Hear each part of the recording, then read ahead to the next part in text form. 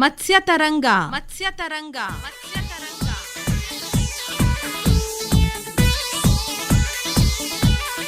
ಮೀನು ಸಾಕಾಣಿಕೆ ತಾಂತ್ರಿಕತೆಗಳನ್ನು ಕುರಿತ ಬಾನುಲಿ ಸರಣಿ ಕೇಳಿ ಮತ್ಸ್ಯ ತರಂಗ. ಬಂಗಡಿ ಮೀನು ಬಳಕಿದಾಗ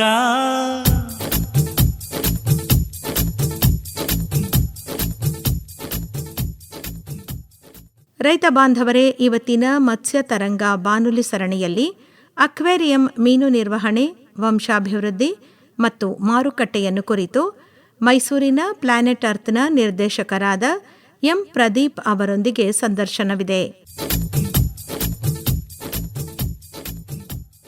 ಪ್ರದೀಪ್ ಅವರೇ, ನಮಸ್ಕಾರ. ನಮಸ್ಕಾರ ಸರ್. ನಿಮ್ಮ ಬಗ್ಗೆ ಹೇಳಿ ಪ್ರದೀಪ್ ಅವರೇ. ನಾನು ಹುಟ್ಟಿದ್ದು ಮೈಸೂರೇನೆ, ಆದರೆ ನಮ್ಮ ತಂದೆ ಊರು ಬಂದು ಮಡಿಕೇರಿ ಹತ್ರ, ಕೊಯನಾಡು ಅಂತೇಳಿ. ಸೊ ಕೊಯನಾಡು ಒಂದು ಸಣ್ಣ ಗ್ರಾಮ. ಅಲ್ಲಿ ನಮಗೆ ಅಡಿಕೆ ತೋಟ, ಆಮೇಲೆ ಹಸುಗಳು, ಆಮೇಲೆ ಸಣ್ಣ ಪುಟ್ಟ ಪ್ರಾಣಿಗಳು, ಇಂಥವ್ರ ಜೊತೆ ನಾವು ಸಣ್ಣ ಬಾಲ್ಯದಲ್ಲಿ ಸ್ವಲ್ಪ ಟೈಮ್ ಕಳೆದಿದ್ವಿ ಸರ್. ಎಜುಕೇಷನ್ಗೋಸ್ಕರ ಮೈಸೂರು ಬಂದ್ವಿ.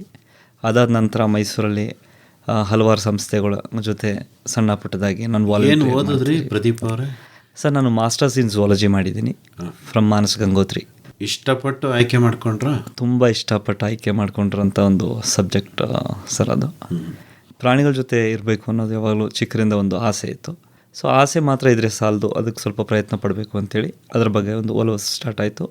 ಅದರ ರಿಲೇಟೆಡ್ ಬುಕ್ಸು ಮತ್ತು ರಿಲೇಟೆಡ್ ಫೀಲ್ಡಲ್ಲಿ ಇರುವಂಥವ್ರ ಜೊತೆ ಸ್ವಲ್ಪ ವರ್ಕ್ ಮಾಡ್ತಾ ಮಾಡ್ತಾ ಅದ್ರ ಮೇಲಿರುವಂಥ ಗೌರವ ಇನ್ನೂ ಹೆಚ್ಚಾಯಿತು.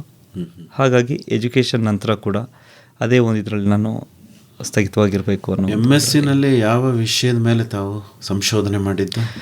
ಸರ್, MSc ಟೈಮಲ್ಲಿ ನಮಗೆ ಒಂದು ಸಣ್ಣ ಪ್ರಾಜೆಕ್ಟ್ಸ್ ಕೊಡ್ತಾಯಿದ್ರು. ಆ ಪ್ರಾಜೆಕ್ಟ್ಸ್ ಬಂದು ನಾವು ಚೂಸ್ ಮಾಡೋ ಅಂಥದ್ದಾಗಿರುತ್ತವೆ. ಸೊ ನನಗೆ ಬಾವಲಿಗಳಂದರೆ ತುಂಬ ಆಸಕ್ತಿ ಇತ್ತು.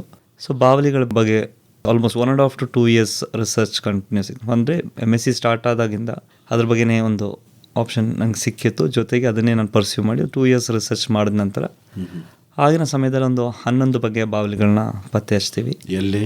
ಮೈಸೂರಿನ ಸಿಟಿ ಒಳಗಡೆ ಸರ್.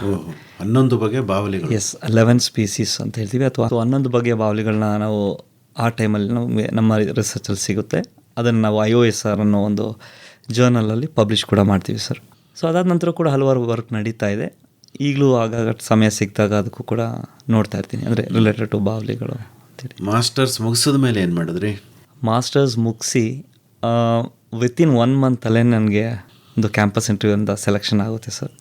ಅದು ಮೇಯ್ನ್ಲಿ ಫಿಶರೀಸ್ ಎಂಪಡ ಕಡೆಯಿಂದ ಬಂದಿರೋಂಥ ಒಂದು ಆಪ್ಷನ್ ಸರ್ ಅದು. ಸೊ ಅದನ್ನೊಂದು ಖಾಸಗಿ ಸಂಸ್ಥೆಯವರು ನಡೆಸ್ತಾ ಇರ್ತಾರೆ.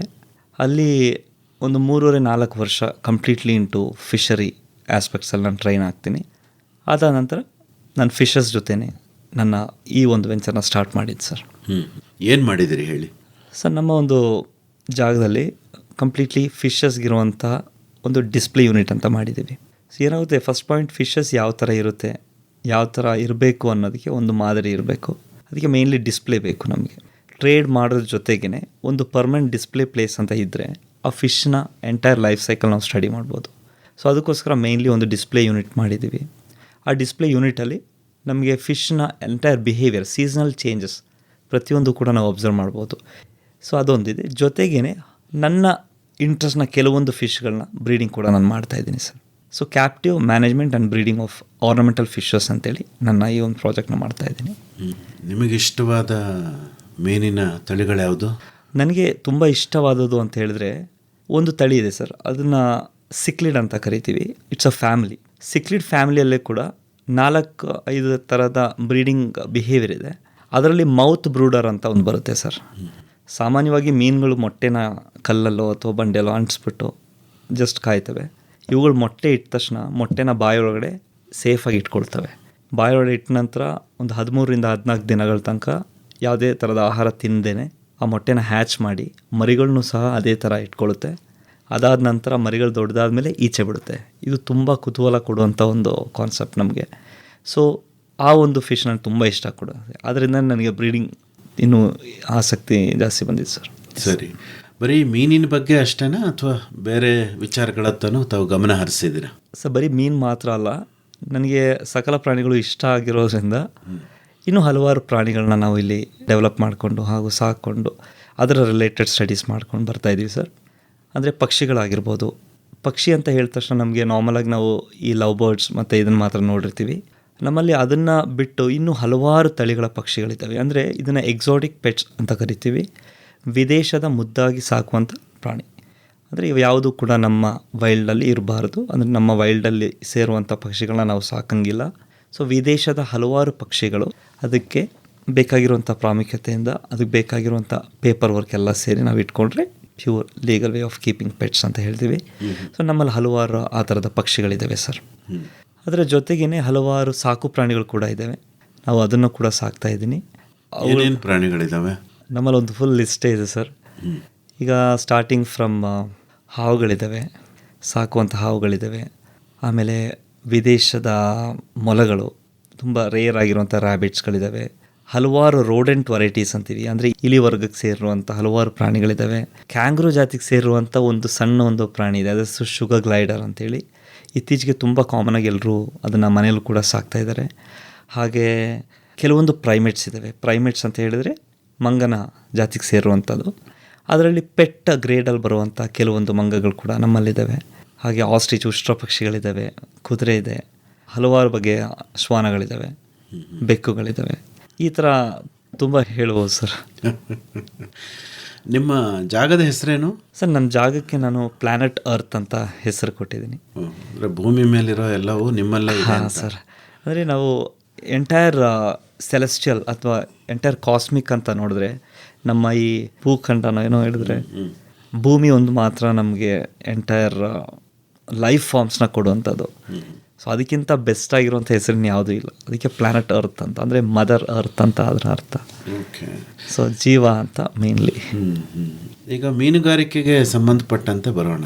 ಈಗ ಅಕ್ವೇರಿಯಂ ಫಿಶ್, ಇದ್ರ ಬಗ್ಗೆ ಒಂಚೂರು ಮಾತಾಡಿ. ಮನುಷ್ಯನ ಹವ್ಯಾಸ ಅಂತ ನಾವು ನೋಡೋದಾದರೆ ಫಸ್ಟ್ ಈಗಿರುವಂಥ ಅಭ್ಯಾಸ ಆದರೆ ಫೋಟೋಗ್ರಫಿ ಸರ್. ಪ್ರತಿಯೊಬ್ಬರಿಗೂ ಫೋಟೋಗ್ರಫಿ ತಗೊಳ್ಳೋದು ಅಂದರೆ ತುಂಬ ಇಷ್ಟ. ಆ್ಯಂಡ್ ಅದೊಂದು ವರ್ಲ್ಡ್ಸ್ ಮೋಸ್ಟ್ ಫೇಮಸ್ ಹಾಬಿ ಅಂದರೆ ಫೋಟೋಗ್ರಫಿ. ಅದಾದ ನಂತರ ಯಾವುದೇ ಒಂದು ಹಾಬಿ ಮನುಷ್ಯನ ಹತ್ರ ಇದೆ ಅಂತ ಹೇಳಿದ್ರೆ ಅದು ಫಿಶ್ ಕೀಪಿಂಗ್. ಸೊ ನೀವು ವರ್ಲ್ಡ್ ವೈಡಲ್ಲಿ ನೋಡಿದ್ರೆ 1/3 of a person is addicted to fish. ಅಂದರೆ ಅವ್ರಿಗೆ ಫಿಶ್ ಇಡೋದಂದರೆ ತುಂಬ ಇಷ್ಟ ಇರುತ್ತೆ. ಕಾರಣಾಂತರಗಳಿಂದ ಕೆಲವೊಮ್ಮೆ ನಮ್ಗೆ ಇಡೋಕ್ಕಾಗಲ್ಲ ಅಷ್ಟೇ. ಬಟ್ ಇಫ್ ಪ್ರೊವೈಡೆಡ್, ಅವ್ರಿಗೇನಾದರೂ ಚಾನ್ಸ್ ಸಿಕ್ಕಿದ್ರೆ ಅವರು ಒಂದು ಒಳ್ಳೆ ಫಿಶ್ನ ಸಾಕಬೇಕು, ಅದ್ರ ಬಗ್ಗೆ ನಾನು ಸ್ಟಡಿ ಮಾಡಬೇಕು, ಅದ್ರ ಜೊತೆ ಕಳಿಬೇಕು ಅನ್ನೋದು ಎಲ್ರಿಗೂ ಕೂಡ ಇಷ್ಟ ಆಗಿರುವಂಥ ಒಂದು ವಿಷಯ ಸರ್. ಸೊ ಇದು ನಮ್ಮ ಈ ಕಾಲದಿಂದ ಅಲ್ಲ, ಆಲ್ಮೋಸ್ಟ್ ಇದಕ್ಕೆ 6,000 ವರ್ಷಗಳ ಇತಿಹಾಸ ಇದೆ ಸರ್. ಸೊ 6,000 ವರ್ಷಗಳ ಹಿಂದೆ ಈ ಥರ ಆರ್ನಮೆಂಟಲ್ ಫಿಶ್ ಅಥವಾ ಈ ಅಲಂಕಾರಿಕ ಮತ್ಸ್ಯಗಳನ್ನ ಸಾಕ್ತಿದ್ರಾ ಅಂತ ಹೇಳಿದ್ರೆ ಡೆಫಿನೆಟ್ಲಿ ಹೌದು. ಯಾಕಂದರೆ ಬ್ಯಾಬಿಲಿಯೋನ್ ಅನ್ನೋ ಒಂದು ಟ್ರೈಬ್ ಆಫ್ ಪೀಪಲ್ ಇದ್ದರು. ಅವರಾದಮೇಲೆ ಚೈನೀಸ್ಗಳು, ಆಮೇಲೆ ಜಪಾನರು, ಇವರೆಲ್ಲ ಏನು ಮಾಡ್ತಿದ್ರು ಅಂದರೆ ಫಸ್ಟು ಆಹಾರಕ್ಕೋಸ್ಕರ ಫಿಶ್ನ ಶೇಖರಣೆ ಮಾಡ್ತಾಯಿದ್ರು ಸರ್. ಈ ಆಹಾರಕ್ಕೋಸ್ಕರ ಶೇಖರಣೆ ಮಾಡ್ತಾ ಇದ್ದಾಗೆ ಅವು ಅದನ್ನು ನೀಟಾಗಿ ಸ್ಟೋರೇಜ್ ಮಾಡಬೇಕಾಗುತ್ತೆ. ಈ ಸ್ಟೋರೇಜ್ ಮಾಡೋಕ್ಕೆ ಅವ್ರೇನು ಮಾಡ್ತಿದ್ರು ಅಂದರೆ ಸಣ್ಣ ಸಣ್ಣ ಕಟ್ಟೆಗಳು ಅಥವಾ ಸಣ್ಣ ಸಣ್ಣ ಒಂದು ಯೂನಿಟ್ ಥರ ಡಿಸೈನ್ ಮಾಡಿ ಅದರಲ್ಲಿ ಫಿಶ್ನ ಬಿಡ್ತಾಯಿದ್ರು. ಯಾಕಂದರೆ ಎವ್ರಿ ಡೇ ದೂರ ಹೋಗಿ ಹಂಟ್ ಮಾಡ್ಕೊಂಬಂದು ತಿನ್ನೋಕ್ಕಾಗ್ತಾಯಿರಲಿಲ್ಲ. ಮತ್ತು ಹಾಗೆ ನಮ್ಮಂಗೆ ರೆಫ್ರಿಜಿರೇಟರ್, ಈ ಫ್ರಿಜ್ ಸೌಲಭ್ಯಗಳು ಇರಲಿಲ್ವಲ್ಲ. ಸೊ ಡೈಲಿ ಹೋಗಿ ಫಿಶ್ನ ತೊಗೊಂಬರೋದು ಇಂಥವೆಲ್ಲ ಒಂದು ಅಭ್ಯಾಸ ಇತ್ತು. ಅದನ್ನು ತಡೆಯೋಕ್ಕೋಸ್ಕರ ಏನು ಮಾಡಿದ್ರು, ಮನೆ ಹತ್ರನೇ ಸಣ್ಣ ಒಂದು ಸ್ಟೋರೇಜ್ ಮಾಡಿ ಅದರಲ್ಲಿ ಫಿಶ್ಗಳನ್ನ ತಂದು ಹಾಕಿ ಅವ್ರಿಗೆ ಯಾವಾಗ ಬೇಕೋ ಅವಾಗ ಉಪಯೋಗಿಸ್ಕೊಳ್ತಾಯಿದ್ರು. ನಾವು ಈ ನಾರ್ಮಲಾಗಿ ಹೆಂಗೆ ಮಾಡ್ತೀವಿ ಅದೇ ಥರ. ಕೆಲವೊಂದು ಫಿಶ್ಗಳು, ಎಸ್ಪೆಷಲಿ ಪ್ರುಷಿಯನ್ ಕಾರ್ಪ್ ಅನ್ನೋ ಒಂದು ಫಿಶ್ಶಿಂದನೇ ಎಂಟೈರ್ ಈಗ ಆರ್ನಮೆಂಟಲ್ ಫಿಶರಿ ಸೆಕ್ಟರ್ ಬಂದಿರೋದು ಅಂತ ಹೇಳ್ತಾರೆ ಸರ್. ಸೊ ಪ್ರುಷಿಯನ್ ಕಾರ್ಪ್ಸ್ ಯಾವುದು ಅಂತ ಹೇಳಿದ್ರೆ, ಇತ್ತೀಚೆಗೆ ನೀವು ಹೋಟೆಲ್ಲು ಅಥವಾ ಯಾವುದೇ ಒಂದು ದೊಡ್ಡ ದೊಡ್ಡ ಪಾಂಡ್ ಹತ್ರ ನೋಡಿದ್ರೆ ಕೆಲವೊಂದು ಫಿಶ್ಗಳು ತುಂಬ ದೊಡ್ಡದಾಗಿ ಬ್ಯೂಟಿಫುಲ್ಲಾಗಿ ಕಲರ್ಫುಲ್ಲಾಗಿ ಕಾಣಿಸ್ತವೆ, ಕೋಯ್ ಕಾರ್ಪ್ಸ್ ಅಂತ ಹೇಳ್ತೀವಿ. ಅದರ ಒಂದು ಪೇರೆಂಟ್ಸೇನೆ ಈ ಒಂದು ಪ್ರುಷಿಯನ್ ಕಾರ್ಪ್ಸ್. ಸೊ ಈ ಮೀನು ಯಾವಾಗಿಂದ ಮನುಷ್ಯ ಅದನ್ನು ಗುರುತಿಸಿ ಅದರ ಒಂದು ಕಲರ್ ಮತ್ತು ಅದರ ಒಂದು ಆಕಾರಕ್ಕೆ ಬೆಲೆ ಕೊಟ್ಟನು, ಆವಾಗಿಂದ ಈ ಒಂದು ಆರ್ನಮೆಂಟಲ್ ಫಿಶರಿ ಸ್ಟಾರ್ಟ್ ಆಯಿತು ಅಂತ ಹೇಳ್ತಾರೆ ಸರ್. ಆ್ಯಂಡ್ ಆರ್ನಮೆಂಟಲ್ ಫಿಶರಿ ಅನ್ನೋದು ತುಂಬ ವ್ಯಾಸ್ಟ್ ಆಗಿರುವಂಥ ಒಂದು ಸಬ್ಜೆಕ್ಟ್ ಸರ್. ನಾವು ಬರೀ ಒಂದು ಕಲರಿಂದ ಅಥವಾ ಒಂದು ಶೇಪ್ ಅಥವಾ ಸೈಜಿಂದ ಫಿಶ್ನ ಇಟ್ಕೊಳ್ಳೋಣಲ್ಲ, ಹಲವಾರು ಬಿಹೇವಿಯರ್ಗಳು, ಹಲವಾರು ರೀತಿಯ ಒಂದು ವರ್ತನೆಗಳು ಕೆಲವೊಬ್ಬರಿಗೆ ಇಂಪ್ರೆಸಿವ್ ನೇಚರ್ ಕೊಡುತ್ತೆ ಒಂದು ಫಿಶಲ್ಲಿ. ಸೊ ಈ ಫಿಶಸಲ್ಲಿ ಅಷ್ಟು ಇರೋದ್ರಿಂದ ತುಂಬ ವ್ಯಾಲ್ಯೂಬಲ್ ಸಬ್ಜೆಕ್ಟ್ ಅಂತ ನಾನು ಹೇಳ್ತೀನಿ ಸರ್. ಆ್ಯಂಡ್ ಈ ಫಿಶ್ ಸಾಕೋದ್ರಿಂದ ಹಲವಾರು ಬೆನಿಫಿಟ್ಸ್ ಇದೆ. ಸೈಂಟಿಫಿಕ್ ಬೆನಿಫಿಟ್ಸ್ ಇದೆ, ಪರ್ಸ್ನಲ್ ಬೆನಿಫಿಟ್ಸ್ ಇದೆ, ಹಾಗೂ ಇಕೊನಾಮಿಕಲ್ ಬೆನಿಫಿಟ್ಸ್ ಕೂಡ ಹೇಳ್ತೀವಿ ಸರ್. ಸೊ ಈ ಥರ ನಾವು ಒಂದು ಆರ್ನಮೆಂಟಲ್ ಫಿಶಸ್ನ ನಾವು ಸ್ಟಾರ್ಟ್ ಮಾಡ್ಬೋದು ಸರ್. 3 ಬೆನಿಫಿಟ್ ಹೇಳಿದ್ರಲ್ಲ, ಅದನ್ನ ಇನ್ನೊಂಚೂರು ವಿಸ್ತೃತವಾಗಿ ಹೇಳ್ಬೋದೇ? Yes sir. So first point ಬಂದು ಮನುಷ್ಯನಿಗೆ ಈ ಇತ್ತೀಚಿನ ಕಾಲಗಳಲ್ಲಿ ಸ್ಟ್ರೆಸ್ ಫ್ಯಾಕ್ಟರ್ ಅನ್ನೋದು ತುಂಬ ಜಾಸ್ತಿ ಸರ್. ಸೊ ಎಷ್ಟೋ ಹಾಸ್ಪಿಟಲ್ಗಳಲ್ಲಿ ಕೆಲವೊಂದು ಥೆರಪಿ ಇದೆ, ಅದನ್ನು ಫಿಶ್ ಥೆರಪಿ ಅಂತೀವಿ. ಅಂದರೆ ನಾವು ಈ ಸ್ಪಾಲ್ ಕೂತ್ಕೊಳ್ಳೋಂಥ ಫಿಶ್ ಥೆರಪಿ ಅಲ್ಲ ಇದು. ಈ ಫಿಶ್ ಗೇಜಿಂಗ್ ಅಂತ ಹೇಳ್ತೀವಿ ಸರ್ ಇಂಗ್ಲೀಷಲ್ಲಿ. ಫಿಶ್ ಗೇಜಿಂಗ್ ಅಂದರೆ ನೀವೇನು ಮಾಡಲ್ಲ, ಜಸ್ಟ್ ನಿಮ್ಮನ್ನ ಒಂದು ಫಿಶ್ ಹತ್ರ ಕೂರಿಸ್ತಾರೆ. ನೀವು ಫಿಶ್ನ ಯಾವತ್ತೂ ಅಬ್ಸರ್ವ್ ಮಾಡಿ, they move in a random phase. ಅಂದರೆ ಒಂದು ಪರ್ಟಿಕ್ಯುಲರ್ ಆಕಾರದಲ್ಲಿ ಹಿಂಗೆ ಹೋಗುತ್ತೆ ಹಿಂಗೆ ಬರುತ್ತೆ ಅಂತ ಫಿಶ್ನ ಹೇಳೋಕ್ಕಾಗಲ್ಲ. ಅದು ಯಾವ ಸಂದರ್ಭದಲ್ಲಿ ಹೆಂಗೆ ಬೇಕಾದ್ರೂ ಅದು ಮೂಮೆಂಟ್ನ ಚೇಂಜ್ ಮಾಡುವಂಥ ಒಂದು ಪ್ರಾಣಿ ಅದು. ಸೊ ಫಿಶನ್ನು ನೋಡ್ತಾ ಇದ್ದಾಗ ನಿಮ್ಮ ಮೈಂಡಲ್ಲಿರುವಂತಹ ಆ ಒಂದು ಸ್ಟ್ರೆಸ್ ಫ್ಯಾಕ್ಟರ್ ಕಮ್ಮಿ ಆಗುತ್ತೆ. ಆ್ಯಂಡ್ ಇನ್ನೊಂದು ಸಂಶೋಧನೆಯಲ್ಲಿ ಏನು ಹೇಳ್ತಾರೆ ಅಂದರೆ, ನಮ್ಮ ಬಾಡಿಯಲ್ಲಿ ಅತಿ ಹೆಚ್ಚು ಸ್ಟ್ರೆಸ್ ಆದ ಟೈಮಲ್ಲಿ we produce lot of cortisol. So cortisol ಅನ್ನೋ ಒಂದು ಸಬ್ಸ್ಟೆನ್ಸ್ ನಮ್ಮಲ್ಲಿ ಪ್ರೊಡ್ಯೂಸ್ ಆದಾಗ ನಮಗೆ ತುಂಬ ಹಿಂಸೆ ಕೊಡ್ತಾ ಇರುತ್ತೆ. ಆ್ಯಂಡ್ ಈ ಫಿಶ್ ಜೊತೆ ಇರೋದ್ರಿಂದ ನಮ್ಮ ಕಾರ್ಟಿಸಾಲ್ ಲೆವೆಲ್ ಕಮ್ಮಿ ಆಗುತ್ತೆ ಅಂತ ಹೇಳ್ತಾರೆ. ಕಾರ್ಟಿಸಾಲ್ ಜಾಸ್ತಿ ಆದರೆ ನಮ್ಮ ಹಾರ್ಟಿಗೆ ತುಂಬ ಪ್ರಾಬ್ಲಮ್ ಆಗುತ್ತೆ ಅಂತ ಕೂಡ ಹೇಳ್ತಾರೆ. ಸೊ ಇಂಡೈರೆಕ್ಟ್ಲಿ ಫಿಶ್ ಇಡೋದ್ರಿಂದ ಅಥವಾ ಫಿಶ್ನ ನೋಡೋದ್ರಿಂದ ನಮ್ಮ ಕೈಂಡ್ ಆಫ್ ಮೈಂಡ್ ಸೆಟ್ನ ಸ್ವಲ್ಪ ರಿಲ್ಯಾಕ್ಸ್ ಮಾಡಿಸುತ್ತೆ. ಅದು ದಟ್ ಇಸ್ ಫಸ್ಟ್ ಬೆನಿಫಿಟ್ ನಾನು ಹೇಳಿದ್ದು. ಎರಡನೇದು, ಒಂದು ಫಿಶನ್ನು ನಾವು ಸೈಂಟಿಫಿಕ್ ರೀತಿಯಲ್ಲಿ ನೋಡೋದ್ರಿಂದ, ಒಂದು ಮನೆಯಲ್ಲಿ ಸಣ್ಣ ಒಂದು ಮಕ್ಕಳಿದ್ದಾರೆ ಅಂದರೆ ಒಂದು ಅಕ್ವೇರಿಯಂ ಸುಮ್ಮನೆ ಒಂದು ಸ್ಟಾರ್ಟ್ ಮಾಡ್ತಾಯಿದ್ರೆ ಆ ಮಗುಗೆ ಆ ಫಿಶ್ಶಿಗೆ ಊಟ ಹಾಕಬೇಕು ಅನ್ನೋ ಒಂದು ಭಾವನೆ ಬರುತ್ತೆ ಸರ್. ಯಾಕಂದರೆ ಪೇರೆಂಟ್ಸ್ ಊಟ ಹಾಕ್ತಾರೆ, ಮಗು ಕೂಡ ಅಂದ್ಕೊಳ್ತಾನೆ ನಾನು ಕೂಡ ಫೀಡ್ ಮಾಡಬೇಕು ಅನ್ನುತ್ತೆ. ಸೊ ಫೀಡ್ ಮಾಡಬೇಕು ಅಂದಾಗ ಅವನಿಗೆ ಆ ಫಿಶ್ ಅನ್ನೋದು ಒಂದು ಪ್ರಾಣಿ, ಅದಕ್ಕೆ ಹೊಟ್ಟೆ ಹಸಿವಿದೆ, ಅದಕ್ಕೂ ಕೂಡ ಭಾವನೆ ಇದೆ, ನಾವು ಫುಡ್ ಕೊಟ್ಟರೆ ತಿನ್ನುತ್ತೆ ಅನ್ನೋ ಒಂದು ಸಣ್ಣ ವಿಚಾರ ಅವ್ನು ತಿಳ್ಕೊಳ್ತಾನೆ ಸರ್. ಹೋಗ್ತಾ ಹೋಗ್ತಾ ಅವನಿಗೆ ಆ ಪ್ರಾಣಿ, ಈ ಒಂದು ಎಕ್ಸಾಂಪಲ್ ಪ್ರಾಣಿಯಿಂದ ಬೇರೆ ಪ್ರಾಣಿಗಳ ಬಗ್ಗೆನೂ ಭಾವನೆಗಳು ಬರುತ್ತೆ. ಸೊ ಯಾವ ಥರ ಇವನು ಫಿಶ್ಶಿಗೆ ಊಟ ಹಾಕ್ತಿದ್ದಾನೆ, ಯಾವ ಸಂದರ್ಭದಲ್ಲಿ ಏನು ಕೊಡ್ತಿದ್ದಾನೆ, ಆ ಫಿಶ್ ಏನಾದರೂ ಇನ್ ಕೇಸ್ ಸತ್ತೋದ್ರೆ ಅವ್ನಿಗೆ ಆ ಪೇಯ್ನ್ ಸ್ಟಾರ್ಟ್ ಆಗುತ್ತೆ. ಸೊ ಚಿಕ್ಕರಲ್ಲೇ ಮಕ್ಕಳಿಗೆ ಈ ಥರ ಒಂದು ಸಣ್ಣೊಂದು ಎಕ್ಸ್ಪೋಷರ್ ಕೊಡೋದ್ರಿಂದ ಆ ಮಗುಗೆ ಜೀವನ ಅಂದ್ರೇನು, ಜೀವ ಅಂದ್ರೇನು, ಸಾವು ಅಂದ್ರೇನು, ಹೊಟ್ಟೆ ಹಸು ಅಂದ್ರೇನು, ಸೊ ಅದರ ಬಗ್ಗೆ ಒಂದು ಸೈಂಟಿಫಿಕ್ ಕ್ಯೂರಿಯಾಸಿಟಿ ಹುಟ್ಟು ಮಾಡುತ್ತೆ. ಸೊ ನಾನು ತುಂಬ ಎಲಾಬ್ರೇಟಾಗಿ ಹೇಳ್ತಾ ಇಲ್ಲ, ಚಿಕ್ಕ ಮಕ್ಕಳಲ್ಲಿ ಹಲವಾರು ಮಕ್ಕಳನ್ನ ನೋಡಿದ್ರಲ್ಲಿ ಈ ಸಣ್ಣ ಒಂದು ಹವ್ಯಾಸದಿಂದ ಅವುಗಳಿಗೆ ಅದೊಂದು ಒಳ್ಳೆ ಸ್ಪಾರ್ಕ್ನ ಕೊಟ್ಟಿದೆ. ಸೊ ಫಿಶ್ ಕೀಪಿಂಗ್ ಬಂದು beautiful scientific subject for any starters ಅಂತ ನಾವು ಹೇಳ್ತೀವಿ ಸರ್, ಎಸ್ಪೆಷಲಿ ಫಾರ್ ಸೈಂಟಿಫಿಕ್ ಎಂಟ್ರಿಗೆ. ಸೊ ಮಕ್ಕಳಿಗೆ ತುಂಬ ಒಂದು ಒಳ್ಳೆಯ ಹವ್ಯಾಸ. ಥರ್ಡ್ ಪಾಯಿಂಟ್, ನಾನು ಇಕೊನಾಮಿ ವೈಸ್ ಅಂತ ಹೇಳಿದೆ. ಏನಕ್ಕೆ ಅಂತ ಹೇಳಿದ್ರೆ ಸರ್, ನಾರ್ಮಲಾಗಿ ನಾವು ಏನೇ ಒಂದು ಬಿಸ್ನೆಸ್ ಮಾಡಿದ್ರು ಅಥವಾ ಏನೇ ಒಂದು ಮಾಡಿದ್ರು ಕೂಡ ರಿವಾರ್ಡ್ನ ನಾವು ಎಕ್ಸ್ಪೆಕ್ಟ್ ಮಾಡ್ತೀವಿ. ಅದು ಯಾವುದೇ ಒಂದು ಬಿಸ್ನೆಸ್ ಆದರೂ ಸರಿ sir. So human always seek tendency towards the rewards. So ಈ ಫಿಶ್ ನಾವು ಸಾಕಿದಾಗ ನಮಗೆ ಒಂದು ಸ್ವಲ್ಪ ಎಕ್ಸ್ಪೀರಿಯನ್ಸ್ ಎಲ್ಲ ಗೇನ್ ಮಾಡಿದ ನಂತರ ನಾವು ಅವುಗಳನ್ನ ಬ್ರೀಡ್ ಮಾಡಿಸ್ತೀವಿ. ಬ್ರೀಡ್ ಮಾಡಿಸಿದ ನಂತರ ಅವುಗಳು ಬರುವಂಥ ಮರಿಗಳನ್ನ ನಾವು ಸ್ವಲ್ಪ ಕೇರ್ಫುಲ್ಲಾಗಿ ನೋಡಿಕೊಂಡ್ರೆ it becomes a very good progeny ಅಂದರೆ ಮರಿಗಳಾಗಿ ಸ್ಟಾಕಾಗಿ ನಿಂತ್ಕೊಳ್ಳುತ್ತೆ. ಈ ಸ್ಟಾಕ್ನ ನಾವು we can make it as a selling unit. So ಒಂದು ಯೂನಿಟಲ್ಲಿ ಇಷ್ಟು ಅಂತೇಳಿ ಈ ಯೂನಿಟ್ಸ್ನ ನಾವು ಸೇಲ್ ಮಾಡ್ಬೋದು. ಸೊ ಆ ಸೇಲ್ ಮಾಡೋಕ್ಕೆ ಅಂದರೆ we should find out certain markets. ಈಗ ಈಸಿ ಅಂತ ಹೇಳಿದ್ರೆ aquarium shops is A very easy. So ಅವ್ರಿಗೆ ಅದರಿಂದ ತುಂಬ ದುಡ್ಡು ಬರುತ್ತೆ ಅಂತಲ್ಲ, ಬಟ್ ಆದರೂ ಕೂಡ it gives a confidence. So ನನ್ನ ಒಂದು ಹವ್ಯಾಸ ನನಗೆ ಏನೋ ಒಂದು ಸಣ್ಣ ರಿವಾರ್ಡ್ನ ಕೊಡ್ತಾ ಇದೆ ಅನ್ನೋದು ಮಕ್ಕಳಲ್ಲಿ ಒಂದು ಮೂಡ್ ಬರುತ್ತೆ ಸರ್. ಸೊ ಈ ಥರ ಆ ಮೂರು ಒಂದು ಕಲ್ಚರ್ ಕೂಡ ಮಕ್ಕಳಿಗೆ ಸಿಗುತ್ತೆ ಅಂತ ಐ ಫೀಲ್ ಸರ್. ಮತ್ಸ್ಯತರಂಗ. ಕೇಳುಗರೆ, ಮತ್ಸ್ಯತರಂಗ ಬಾನುಲಿ ಸರಣಿಯ ಸಮಾರೋಪ ಸಮಾರಂಭ ಮಾರ್ಚ್ 10ನೇ ತಾರೀಖು ಮಂಗಳವಾರ ಮಂಡ್ಯದ ವಿಸಿ ಫಾರಂ ವಲಯ ಕೃಷಿ ಸಂಶೋಧನಾ ಕೇಂದ್ರದ ಲೆಸ್ಲಿ ಕೋಲ್ಮನ್ ಸಭಾಂಗಣದಲ್ಲಿ ಏರ್ಪಡಿಸಲಾಗಿದೆ. ಸಿಹಿನೀರ ಮುತ್ತು ಕೃಷಿ ಕುರಿತ ವಿಶೇಷ ತರಬೇತಿ ಕಾರ್ಯಕ್ರಮವನ್ನು ಕೂಡ ಆಯೋಜಿಸಲಾಗಿದೆ. ಬನ್ನಿ, ಭಾಗವಹಿಸಿ. ಮತ್ಸ್ಯತರಂಗ ಬಾನುಲಿ ಸರಣಿಯ ಸಮಾರೋಪ ಸಮಾರಂಭ ಮಾರ್ಚ್ 10ರಂದು ಮಂಗಳವಾರ ಮಂಡ್ಯದ ವಿಸಿ ಫಾರಂ ವಲಯ ಕೃಷಿ ಸಂಶೋಧನಾ ಕೇಂದ್ರದ ಲೆಸ್ಲಿ ಕೋಲ್ಮನ್ ಸಭಾಂಗಣದಲ್ಲಿ ಏರ್ಪಡಿಸಲಾಗಿದೆ. ಮತ್ಸ್ಯತರಂಗ.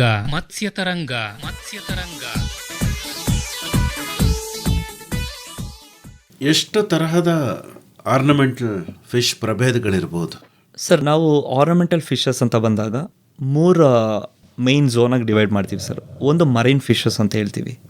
ಮರೈನ್ ಅಂದರೆ ಸಮುದ್ರದಲ್ಲಿ ಬರುವಂಥ ಆಲ್ಮೋಸ್ಟ್ ಎಲ್ಲ ಫಿಶ್ನೂ ಕೂಡ ಆರ್ನಮೆಂಟಲ್ ಅಂತ ಕೆಲವೊಬ್ರು ಕನ್ಸಿಡರ್ ಮಾಡೋರು ಇದ್ದಾರೆ. ಬಿಕಾಸ್ ಎಷ್ಟೋ ಮತ್ಸ್ಯಗಳು ತಿನ್ನಕ್ಕಿದ್ರೂ ಕೂಡ ಅದನ್ನು ಹೊರದೇಶದಲ್ಲಿ ಸಾಕ್ತಾರೆ. ಸೊ ನಾವು ಇಲ್ಲಿ ಸಾಕುವಂಥ ಮತ್ಸ್ಯಗಳನ್ನ ಹೊರಗಡೆ ತಿನ್ನೋರು ಇದ್ದಾರೆ.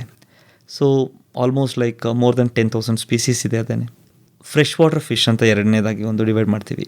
ಈ ಫ್ರೆಶ್ ವಾಟರ್ ಸ್ಪೀಸೀಸ್ ಅಂತ ನೋಡಿದ್ರೆ ಅಮೆಝಾನಿಂದ ಹಿಡಿದು ನೈಲಿಂದ ಹಿಡಿದು ಇಂಡಿಯನ್ ಫಿಶ್ ಹಿಡಿದು ತುಂಬ ಹಲವಾರು ಪ್ರಭೇದಗಳು ಸಿಗ್ತವೆ ನಮಗೆ.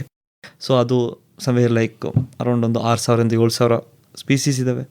ಬ್ರಾಕಿಶ್ ವಾಟರ್ ಝೋನ್ ಅಂತೀವಿ. ಅಂದರೆ ಕಡಲು ಮತ್ತು ನದಿ ಅಥವಾ ರಿವರ್ ಸೇರ್ಕೊಳ್ಳುತ್ತೆ ನೋಡಿ, ಆ ಬ್ರಾಕಿಶ್ ಝೋನ್, ಎಸ್ಚುರಿನ್ಸ್ ಅಂತ ಕರೀತಾರೆ. ಅಲ್ಲಿ ಕೆಲವೊಂದು ವೆರೈಟಿ ಆಫ್ ಫಿಶ್ಗಳಿದೆ, ಅದನ್ನು ಕೂಡ ನಾವು ಸಾಕ್ತೀವಿ. ಸೊ ಅದು ಒಂಥರದ ಫಿಶಸ್ ಇರುತ್ತೆ. ಮೇ ಬಿ ಲೈಕ್ ಒಂದು ಅರೌಂಡ್ 2,000 ವೆರೈಟಿ ಫಿಶಸ್ ಸಿಗುತ್ತೆ. ಸೊ ಹೇಳೋಕ್ಕೆ ಹೋದರೆ ಮೋರ್ ದೆನ್ 10,000 to 15,000 ಪ್ರಭೇದಗಳಿದ್ದಾವೆ ಸರ್. ಅದರಲ್ಲಿ ಅಕ್ವೇರಿಯಮ್ಮಲ್ಲಿ ಇಟ್ಟು ಸಾಕುವಂತಹ ಪ್ರಧಾನವಾದ ತಳಿಗಳು ಸರ್ ತುಂಬ ಕಾಮನ್ ಆಗಿ ನಾವು ನೋಡುವಂಥದ್ದಾದರೆ ಗೋಲ್ಡ್ ಫಿಶಿಂದ ಸ್ಟಾರ್ಟ್ ಮಾಡ್ತೀವಿ ಸರ್. ತುಂಬ ಕಾಮನ್, ಎಲ್ಲ ಕಡೆನೂ ಸಿಗುವಂಥ ಫಿಶ್ಶು ಗೋಲ್ಡ್ ಫಿಶ್. ನಂತರ ನಿಮಗೆ ಕೊಯ್ ಕಾರ್ಪ್ಸ್ ಅಂತ ಬರುತ್ತೆ, ಅದಾದ ನಂತರ ಆಸ್ಕರ್ ಅಂತ ಬರುತ್ತೆ, ಅದಾದ ನಂತರ ಇನ್ನು ಪ್ಯಾರೆಟ್ ಫಿಶಸ್ ಅಂತ ಬರುತ್ತೆ, ಫ್ಲವರಾನ್ಸ್ ಅಂತ ಬರುತ್ತೆ, ಅರೋವಾನಾಸ್ ಅಂತ ಬರುತ್ತೆ. ಹೀಗೆ ಹೇಳೋದಾದರೆ ತುಂಬ ವೆರೈಟಿ ಫಿಶಸ್ ಇದೆ ಸರ್. ಸೊ ಕೆಲವೊಂದು ಫಿಶ್ಗಳನ್ನ ಇಡುವುದು ಕೆಲವೊಂದು ರೀಸನ್ಗೋಸ್ಕರ, ಕೆಲವೊಂದು ಏಸ್ಥೆಟಿಕ್ ಅಂತ ಬಂದಾಗ ನಾವು ಕಂಪ್ಯಾಟಿಬಲ್ ಟ್ಯಾಂಕ್ಸ್ ಅಂತ ಹೇಳ್ತೀವಿ ಸರ್. ಅಂದರೆ ಹಲವಾರು ಮಿಶ್ರಿತವಾದಂಥ ಫಿಶ್ಗಳನ್ನ ಒಟ್ಟಿಗೆ ಇಟ್ಟು ನಾವು ನೋಡ್ಬೋದು, ಅಥವಾ ಸಿಂಗಲ್ ಆಗಿ ಒಂದೇ ಫಿಶ್ನ ಇಟ್ಟು ಕೂಡ ನಾವು ಸಾಕ್ಬೋದು, ಅಥವಾ ಒಂದೇ ಗ್ರೂಪ್ ಆಫ್ ಫಿಶ್ನ ಜಾಸ್ತಿ ಇಟ್ಟು ಕೂಡ ನೋಡ್ಬೋದು. ಈ ಥರ ಎಲ್ಲ ಇದ್ದಾವೆ. ಸೊ ನಮ್ಮ ಚಾಯ್ಸ್ ಮೇಲೆ ನಾವು ಫಿಶಸ್ನ ಡಿವೈಡ್ ಮಾಡಿ ಇಟ್ಕೋಬೋದು ಸರ್. ಕಂಪ್ಯಾಟಿಬಿಲಿಟಿ ಇರುತ್ತಾ ಎಲ್ಲ ಮೀನುಗಳಿಗೂ? ಇಲ್ಲ ಸರ್. ಏನಕ್ಕೆ ಅಂತ ಹೇಳಿದ್ರೆ ಫಿಶ್ದು ಪ್ರೈಮರಿ ಡಯಟ್ ಬಂದು ಫಿಶ್ಶೇನೆ. ಸೊ ಎಲ್ಲರೂ ಏನು ತಿಳ್ಕೊಂಡಿರ್ತಾರೆ ಅಂದರೆ ಸರ್, ಫಿಶ್ ಅಂದರೆ ಓಕೆ ಏನೋ ಸಣ್ಣ ಪುಟ್ಟ ಕ್ರಿಮಿಕೀಟ ತಿನ್ನುತ್ತೆ ಅಂಥೇಳಿ.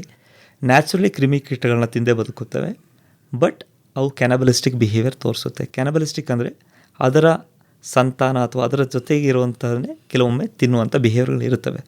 ಸೊ ಎಲ್ಲ ಫಿಶ್ನೂ ಕೂಡ ನಾವು ಆ ಥರ ಜೊತೆಗೆ ಇಡೋಕ್ಕಾಗಲ್ಲ. ಕೆಲವೊಂದು ಫಿಶ್ಗಳು ಸೆಟ್ ಆದರೆ ರೇರ್ ಚಾನ್ಸಸ್ಸಲ್ಲಿ ಅವುಗಳು ಇರ್ತವೆ ಅಷ್ಟೇ, ಬಿಟ್ಟರೆ ಕೆಲವೊಂದು ಫಿಶ್ ಮಾತ್ರ ಕಂಪ್ಯಾಟಿಬಿಲಿಟಿ ಚಾರ್ಟಲ್ಲಿ ಇಡ್ತೀವಿ ಸರ್. ಆ ಥರ ಇನ್ನು ಕೆಲವೊಂದು ಫಿಶ್ಗಳಿದೆ ಸರ್, ಪ್ಯೂರ್ಲಿ ಹರ್ಬಿವೋರ್ಸ್ ಅಂತ ಹೇಳ್ತೀವಿ ನಾವು. ಅಂದರೆ ತಿನ್ನೋದೆಲ್ಲ ಸೊಪ್ಪು, ತರಕಾರಿ, ಹಣ್ಣು ಇಂಥವು ಕೂಡ ತಿನ್ನೋವಂಥ ಫಿಶ್ಗಳಿದ್ದಾವೆ. 90% ಆಫ್ ಫಿಶ್ ಆಮ್ನಿವೋರ್ಸ್ ಅಂತ ಹೇಳ್ತೀವಿ, ಅಂದರೆ ಮಿಶ್ರಣಾಹಾರಿಗಳು. ಅವು ವೆಜಿಟೇಬಲ್ ವೇಸ್ಟಿಂದ ಹಿಡಿದು ನೀವು ಶ್ರಿಂಪ್ಸು ಮತ್ತು ಬೇರೆ ಮೀನು, ಮೊಟ್ಟೆ ಏನು ಕೊಟ್ಟರು ತಿನ್ನೋಂಥ ಫಿಶ್ಗಳು ಕೂಡ ಇದ್ದಾವೆ. ಕೆಲವೊಂದು ಕಾರ್ನಿವರಸ್ ಫಿಶ್ ಅಂತ ಹೇಳ್ತೀವಿ, ಅಂದರೆ ಮಾಂಸಾಹಾರಿ ಮೀನುಗಳು. ಸೊ ಮೇಯ್ನಾಗಿ ಫಿಶಸಲ್ಲಿ ಬೇರೆ ಫಿಶ್ನ ತಿನ್ನೋಂಥ ಮೀನಿಗೆ ನಾವು ಮಾಂಸಾಹಾರಿ ಅಂತ ಹೇಳ್ತೀವಿ ಸರ್. ಇನ್ನೊಂದು ಲಿಮ್ನಿವೋರ್ಸ್ ಅಂತ ಇದೆ ಸರ್, ಅದು ತುಂಬ ರೇರು, ಎಷ್ಟು ಜನಕ್ಕೆ ಗೊತ್ತಿರಲ್ಲ. ಮಣ್ಣನ್ನು ತಿಂದು ಬದುಕುವಂಥ ಫಿಶ್ಗಳು ಅಂತ ಹೇಳ್ತೀವಿ. ಸೊ ಆ್ಯಕ್ಚುಲಿ ಮಣ್ಣು ಅಂದಾಗ ಮಣ್ಣು ಆ್ಯಕ್ಚುಲಿ ತಿಂತಾ ಇಲ್ಲ, ಮಣ್ಣಲ್ಲಿರುವಂಥ ನ್ಯೂಟ್ರಿಯೆಂಟ್ಸ್ ನಾವು ತಗೊಳ್ತಾ ಇರ್ತೇವೆ ಸರ್. ಈ ಪಾಚಿ ಮೀನು ಅಂತೆಲ್ಲ ಹೇಳ್ತೀವಲ್ಲ, ಅವೆಲ್ಲ ಮೇಯ್ನ್ಲಿ ಮಾಡೋದು ಅದೇನೆ.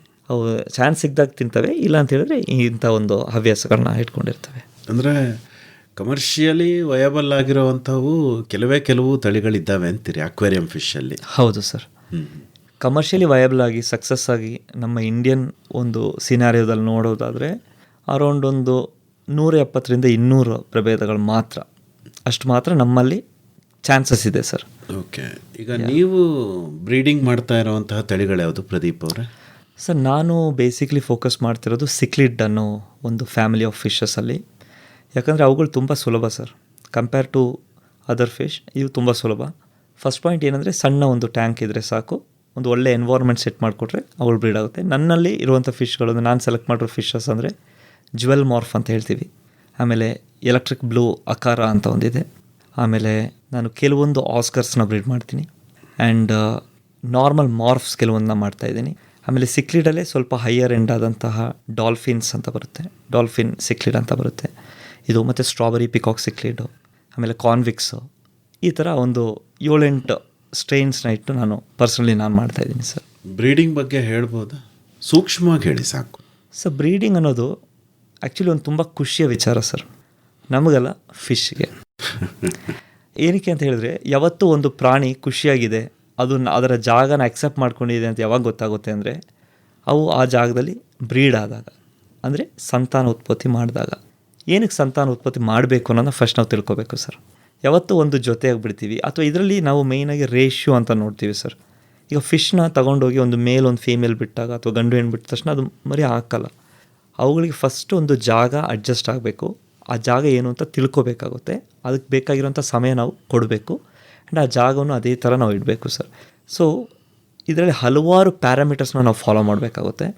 First water quality sir. ಒಂದು ಮೀನು ಬ್ರೀಡ್ ಆಗಬೇಕು ಅಂದಾಗ ಆ ಮೀನಿಗೆ ಬೇಕಾಗಿರೋದು ವಾಟರ್ ಕ್ವಾಲಿಟಿ. ನಾವೇನು ಅಂದ್ಕೊಳ್ತೀವಿ, ವಾಟರ್ ಕ್ವಾಲಿಟಿ ಅಂದ ತಕ್ಷಣ ಕ್ರಿಸ್ಟಲ್ ಕ್ಲಿಯರ್ ವಾಟರು, ತುಂಬ ಕ್ಲೀನಾಗಿರಬೇಕು, ಆಮೇಲೆ ಅದರಲ್ಲಿ ಯಾವುದೇ ಥರ ಇನ್ಫೆಕ್ಷನ್ ಈ ಥರ ಅಂದ್ಕೊಳ್ತೀವಿ. ಕೆಲವೊಂದು ಹಂತಕ್ಕೆ ಅದು ಸಹಿನೇ ಸರ್, ಬಟ್ ಮೀನುಗಳಿಗೆ ಯಾವತ್ತಿದ್ರೂ ತುಂಬ ಕ್ರಿಸ್ಟಲ್ ಕ್ಲಿಯರ್ ವಾಟರ್ ಇದ್ದರೆ ಅವುಗಳಿಗೆ ಸ್ಯಾಟಿಸ್ಫೈ ಆಗಿರೋಕ್ಕಾಗಲ್ಲ. ಯಾಕಂದರೆ ಅವು ನ್ಯಾಚುರಲಾಗಿ ಬದುಕುವಂಥ ಜಾಗ ಬಂದು ಸ್ವಲ್ಪ ಕ್ಲೌಡಿ ಆಗಿರುವಂಥ ವಾಟರು, ಸ್ವಲ್ಪ ಪಾಚಿ ಕಟ್ಟಿರೋಂಥ ವಾಟರು, ಎಲ್ಲಿ ಅವುಗಳಿಗೆ ಡೈರೆಕ್ಟ್ ಸನ್ಲೈಟ್ ಒಳಗಡೆ ಹೋಗಲ್ವೋ ಅಲ್ಲೂ ಸೇಫ್ ಆಗಿರುತ್ತೆ ಅಂತ ಅಂದ್ಕೊಳ್ತವೆ. ಇಲ್ಲೂ ಕೂಡ ಅಷ್ಟೇ ಸರ್, ನಾವು ಮಾಡಬೇಕಾಗಿರೋದು ಕೆಲವೊಂದು ಲಿಮಿಟೇಷನ್ಸ್ನ ನಾವು ಸೆಟ್ ಮಾಡಬೇಕಾಗುತ್ತೆ. ಒಂದು ಲೈಟ್ ಇಂಟೆನ್ಸಿಟಿ, ಲೈಟ್ ತುಂಬ ಜಾಸ್ತಿ ಬೆಳಕನ್ನ ಕೊಟ್ಟರು ಕೂಡ ಅವುಗಳಿಗೆ ಇಷ್ಟ ಆಗೋಲ್ಲ, ತುಂಬ ಕತ್ಲೆ ಆದರೂ ಕೂಡ ಇಷ್ಟ ಆಗೋಲ್ಲ. ಸೊ ಲೈಟ್ ಇಂಟೆನ್ಸಿಟಿ ಮೇಂಟೈನ್ ಮಾಡಬೇಕಾಗುತ್ತೆ. ಎರಡನೇದಾಗಿ ಅವುಗಳ ವಾಟ್ರಲ್ಲಿ ಹಾರ್ಡ್ನೆಸ್ನ ನೋಡಬೇಕಾಗುತ್ತೆ. ಸೊ ಎಷ್ಟು ಹಾರ್ಡ್ನೆಸ್ ಇದೆ ಈ ವಾಟರ್ ತುಂಬ ಹಾರ್ಡ್ ಆದರೆ ಮೊಟ್ಟೆಗಳು ಹ್ಯಾಚ್ ಆಗೋಲ್ಲ. ಆ್ಯಂಡ್ ವಾಟ್ರಲ್ಲಿ ಇರುವಂತಹ pH ಲೆವೆಲ್ ಅಂತ ಹೇಳ್ತೀವಿ ಸರ್. ಸೊ pH ಅಂದರೆ ಹೈಡ್ರೋಜನ್ ಲೆವೆಲ್ ಮೇಯ್ನಾಗಿ ನಾವು ಮೆಷರ್ ಮಾಡ್ತಾ ಇರೋದು. ಸೊ ಅದು ಬಂದು ಆ್ಯಸಿಡಿಕ್ ಇದೆಯಾ ಅಥವಾ ಅದು ನ್ಯೂಟ್ರಲ್ ಇದೆಯಾ ಅಥವಾ ಆಲ್ಕಲಿನ್ ಇದೆಯಾ, ಈ ಥರ ನೋಡಬೇಕಾಗುತ್ತೆ. ಕೆಲವೊಂದು ಫಿಶ್ಗಳಿಗೆ ಕೆಲವೊಂದು ಥರದ ಒಂದು ಅಸಿಡಿಸಿಟಿ ಅಥವಾ ಆಲ್ಕಲಿನಿಟಿ ಬೇಕಾಗುತ್ತೆ. ಆ್ಯಂಡ್ ನಾಲ್ಕನೇದು TDS ಅಂತ ಹೇಳ್ತೀವಿ ಸರ್. ಸೊ TDS ಅಂತ ಹೇಳಿದರೆ ಬಾಟಲ್ಲಿರುವಂತಹ ಒಂದು ಸೊಲ್ಯೂಟ್ಸ್ನ ಕಾನ್ಸಂಟ್ರೇಷನ್ ನೋಡೋದು. ಸೊ ಈ ಥರ ಈ ಪ್ಯಾರಾಮೀಟರ್ಸ್ನೆಲ್ಲ ನೋಡಿ ಸ್ಟಾರ್ಟ್ ಮಾಡಿದಾಗ ಆ್ಯಂಡ್ ಆ ಫಿಶ್ನ ಬಿಹೇವಿಯರ್ ನೋಡಬೇಕು. ಅವ್ರು ರಾತ್ರಿ ಹೊತ್ತು ಬಂದು ಊಟ ತಿನ್ನುವಂಥ ಫಿಶ್ ಅಥವಾ ಅದು ಈ ಬಂಡೆಗಳ ಮಧ್ಯೆ ಇರುವಂಥ ಫಿಶ್, ಈ ಥರ ನೋಡಿ ಅವುಗಳಿಗೆ ಸೆಟಪ್ ಮಾಡಿ ಆ ಒಂದು ರೀತಿಯಲ್ಲಿ ನಾವು ಅದಕ್ಕೊಂದು ಅಕ್ಲಮಿಟೇಷನ್ ಟೈಮ್ ಕೊಟ್ಟು ನಂತರ ಫೀಡಿಂಗಲ್ಲಿ ಸ್ವಲ್ಪ ಕಾನ್ಸಂಟ್ರೇಟ್ ಮಾಡಿದ್ರೆ ಒಂದು ವಂಡರ್ಫುಲ್ ಜರ್ನಿ ಸ್ಟಾರ್ಟ್ ಆಗುತ್ತೆ. They start doing breeding sir. ಇದು ಕಲಿಯೋದಕ್ಕೆ ಏನು ಮಾಡಿದ್ರಿ ತಾವು? ಸರ್, ಚಿಕ್ಕರಿಂದನೇ ಈ ಹವ್ಯಾಸ ಇತ್ತು ನನಗೆ ಮೀನು ಸಾಕೋದು ಅನ್ನೋದು. ಸೊ ಕಲಿಯೋದಕ್ಕೆ ಮೇಯ್ನಾಗಿ ಹಲವಾರು ಸಂಸ್ಥೆಗಳಲ್ಲಿ ಟ್ರೈನಿಂಗ್ನ ಅಟೆಂಡ್ ಮಾಡ್ತಾ ಇದ್ದೆ, ಟ್ರೈನಿಂಗ್ ತಗೊಳ್ತಾ ಇದ್ದೆ. ಹಾಗೂ ನಮಗೆ ಹಲವಾರು ಸರ್ಗಳಿಂದ ಹೆಲ್ಪ್ ಆಗಿದೆ. Deputy director, Mysuru deputy director Manjunath ಸಾಹೇಬರು, ಇವರೆಲ್ಲ ಇಂಥವರೆಲ್ಲ ಸಿಕ್ಕಿದಾಗ ನಮಗೆ ಸುಮಾರು ವಿಷಯಗಳು ತಿಳ್ಕೊಳಕ್ಕಾಗುತ್ತೆ.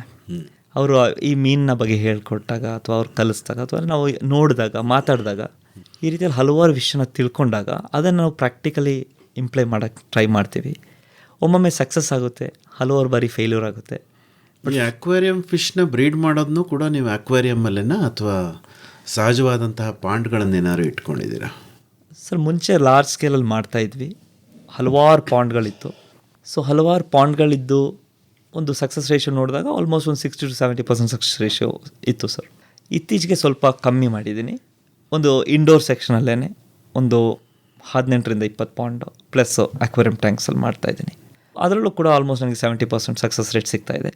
ಆ್ಯಂಡ್ ಸೀಸನಲ್ಲಿ ಮಾಡ್ತಾಯಿದ್ದೀನಿ. ನಾನು ಯಾವ ಸೀಸನಲ್ಲಿ ಬೇಕು ಆ ಸೀಸನ್ಗೋಸ್ಕರ ನಾನು ರೆಡಿ ಮಾಡ್ಕೊಳ್ತೀನಿ, ನನ್ನ ಸ್ಟಾಕ್ಗೋಸ್ಕರ ರೆಡಿ ಮಾಡ್ಕೊಳ್ತಾ ಇದ್ದೀನಿ. ಸೊ ಆಲ್ಮೋಸ್ಟ್ 70% ಸಕ್ಸಸ್ ರೇಷಿಯೋ ಸಿಗ್ತಾಯಿದೆ. ಮಾರಾಟ ಹೇಗೆ ಸರ್? ನನ್ನಲ್ಲಿ ಮಾರಾಟ ಮೇಯ್ನಾಗಿ ನನ್ನ ಒಂದು ಡಿಸ್ಪ್ಲೇ ಯೂನಿಟ್ ಇರೋದ್ರಿಂದ ನಾನು ಹೈಲಿ ಸೇಲ್ ಮಾಡೋಕ್ಕೆ ಹೋಗಲ್ಲ. ಮಕ್ಕಳು ಬರ್ತಾರೆ, ನಾನು ಅವ್ರಿಗೆ ಗಿಫ್ಟಾಗಿ ಕೊಡ್ತೀನಿ. ಸ್ಕೂಲಿಂದ ಬರ್ತಾರೆ, ಏನೋ ನೋಡಿ ಕಲಿತಾರೆ. ಅಥವಾ ನಾವು ಸಮ್ಮರ್ ಕ್ಯಾಂಪ್ಸ್ ಅಂತ ಕಂಡಕ್ಟ್ ಮಾಡ್ತೀವಿ. ಅವ್ರ ಮನೆಗೆ ಹೋಗುವಾಗ ವಾಪಸ್ಸು ಅವ್ರ ಕೈಗೆ ಒಂದು ಸಣ್ಣ ಬೌಲು ಮತ್ತು ಈ ಫಿಶ್ಗಳನ್ನ ಕೊಟ್ಟು ಕಳಿಸ್ತೀನಿ. ಅಥವಾ ಅದಕ್ಕೆ ಬೇಕಾಗಿರೋಂಥ ನೆಸಿಟಿ ಟ್ಯಾಂಕ್ಸ್ ಅಥವಾ ಏನಿದೆ ಕೊಟ್ಟು ಕಳಿಸ್ತೀನಿ. ಈ ರೀತಿಯಲ್ಲಿ ನಾನು ಅದನ್ನು ಒಂದು ಎಜುಕೇಟಿವ್ ಒಂದು ಸಬ್ಜೆಕ್ಟಾಗಿ ಯೂಸ್ ಮಾಡ್ಕೊಳ್ತಾ ಇದ್ದೀನಿ, ನನ್ನ ಬ್ರೀಡ್ ಆಗಿರುವಂಥ ಫಿಶ್ಗಳನ್ನ. ಆ್ಯಂಡ್ ಕೆಲವೊಬ್ಬರಿಗೆ ಫಿಶ್ಗಳು ಬೇಕು ಅಂತಾಗ ನಾನು ಕೊಡ್ತಾ ಇದ್ದೀನಿ ಸರ್. ಆ್ಯಂಡ್ ಸೆಲ್ಲಿಂಗ್ ಅಂದರೆ ಮುಂಚೆ ಎಲ್ಲ ಅಕ್ವೇರಿಯಂ ಶಾಪ್ಸ್ ಅವ್ರಿಗೆ ಮೇಯ್ನಾಗಿ ನಾವು ಸಪ್ಲೈ ಮಾಡ್ತಾಯಿದ್ವಿ. ಇತ್ತೀಚೆಗೆ ನಾನು ಹೇಳ್ದಂಗೆ ಈ ಥರ ಎಜುಕೇಟಿವ್ ಆ್ಯಕ್ಟಿವಿಟೀಸ್ಗೆ ಸ್ಕೂಲ್ ಮಕ್ಕಳಿಗೆ ಅಥವಾ ನಮ್ಮ ಸ್ನೇಹಿತರಿಗೆ ನಾನು ಕೊಡ್ತಾಯಿದ್ದೆ ಸರ್.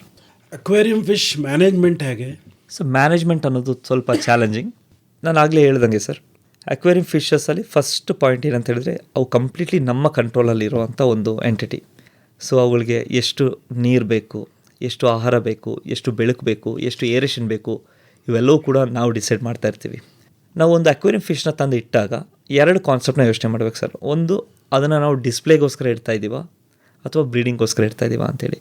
ಇಫ್ ಇನ್ ಕೇಸ್ ನೀವು ಡಿಸ್ಪ್ಲೇಗೋಸ್ಕರ ಇಡ್ತಾ ಇದ್ದರೆ ಆ ವಾಟರ್ ಬಂದು ಯಾವತ್ತಿದ್ರೂ ಮೆಚೂರ್ಡ್ ಆಗಿರಬೇಕು. ಮೆಚೂರ್ಡ್ ಅಂದಾಗ ಎಷ್ಟೋ ಜನ ಅಂದ್ಕೊಳ್ತಾರೆ ಏನು ಮೆಚೂರ್ಡ್ ಅಂದರೆ ಏನಿಲ್ಲ ಸರ್, ಹಳೆ ವಾಟ್ರ್. ನಾವು ಫಿಶ್ಗೆ ಎಷ್ಟು ಹಳೆ ವಾಟ್ರ್ ಇಟ್ಟಿರ್ತೀವಿ ಅಷ್ಟು ಒಳ್ಳೆಯದು. ಸಹಜವಾಗಿ ನಾವು ಏನು ಅಂದ್ಕೊಳ್ತೀವಿ ಅಂದರೆ ಫಿಶ್ ತೊಗೊಂಬರುವಾಗ ಹೊಸ ವಾಟ್ರ್ ಹಾಕ್ತೀವಿ, ಅಂಗಡಿಯಿಂದ ತೊಗೊಂಬಂದು ಒಂದು ಫಿಶ್ನ ಬಿಡ್ತೀವಿ. ಆ್ಯಕ್ಚುಲಿ ಹಂಗೆ ಮಾಡೋಂಗಿಲ್ಲ. ಒಂದು ಫಿಶ್ನ ನಾವು ತೊಗೊಂಬರ್ತೀನಿ ಅಂತ ಹೇಳಿದ್ರೆ ಮಿನಿಮಮ್ ಒಂದು 4 to 5 ಡೇಸ್ ಹಿಂದೆ ಒಂದು ಟ್ಯಾಂಕ್ನ ರೆಡಿ ಮಾಡ್ಕೋಬೇಕು ಸರ್. ಫಸ್ಟು ಯಾವ ಥರ ಫಿಶ್ನ ಇಡ್ಬೋದು ಅನ್ನೋದನ್ನ ಒಂದು ರಿಸರ್ಚ್ ಮಾಡಬೇಕಾಗುತ್ತೆ. ಆ ಫಿಶ್ಗೆ ಬೇಕಾಗಿರುವಂಥ ನೀಡ್ಸ್ ಏನೇನು ಅದನ್ನು ಕೂಡ ನಾವು ರೆಡಿ ಮಾಡ್ಕೋಬೇಕಾಗುತ್ತೆ. ಆ್ಯಂಡ್ ಆ ಫಿಶ್ ಯಾವ ಥರ ವಾಟ್ರಲ್ಲಿ ಹೊಂದ್ಕೊಳ್ಳುತ್ತೆ, ಯಾವ ವಾಟ್ರಲ್ಲಿ ಇಟ್ಟರೆ ಅವುಗಳು ತುಂಬ ಖುಷಿಯಾಗಿರುತ್ತೆ ಅನ್ನೋದನ್ನ ಒಂದು ಸ್ಟಡಿ ಮಾಡ್ಕೋಬೇಕು ಸರ್. ಈಗ ಎಲ್ಲರೂ ಕೂಡ ಈಸಿ, ಮೊಬೈಲಲ್ಲೆಲ್ಲ ಸಿಗುತ್ತೆ ಸರ್. ಸೊ ಮಕ್ಕಳಿಗೇನು ದೊಡ್ಡ ವಿಷಯ ಅಲ್ಲ ಅದು. ಆ್ಯಂಡ್ ಆ ವಾಟರ್ನ ನಾವು ಮೆಚೂರ್ ಮಾಡಬೇಕು ಸರ್. ಮೆಚೂರ್ ಅಂತ ಹೇಳಿದಾಗ ಏನಂತ ಹೇಳಿದ್ರೆ ಒಂದು ಜಸ್ಟ್ ಒಂದು ಆಕ್ಸಿಜನ್ ಕನೆಕ್ಷನ್ ಅಥವಾ ಒಂದು ಏರೇಷನ್ ಕನೆಕ್ಷನ್ ಕೊಟ್ಟು ಏರ್ನ ಜಸ್ಟ್ ಹಂಗೆ ಬಿಡೋದು. ಒಂದು 2 ರಿಂದ 3 ದಿನ ಆದಮೇಲೆ ಅದರಲ್ಲಿ ತುಂಬ ಸೂಕ್ಷ್ಮ ಜೀವಿಗಳು ಬಂದು ಸೇರಿಕೊಳ್ಳುತ್ತೆ ಸರ್.